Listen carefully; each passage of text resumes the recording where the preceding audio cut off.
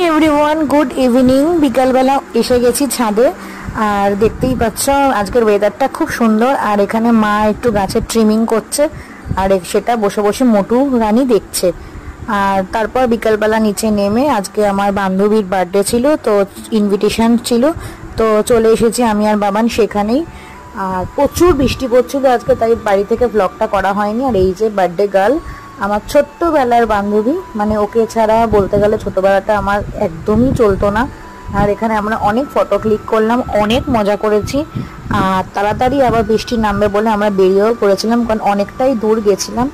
আর সুন্দর রাস্তা, বৃষ্টির পরে রাস্তাটা দেখতে আরও বেশি ভালো লাগে। আর বৃষ্টির মাটির ভেজা যে একটা গন্ধ থাকে, সেটা তো আমার মন কেড়ে নেয়।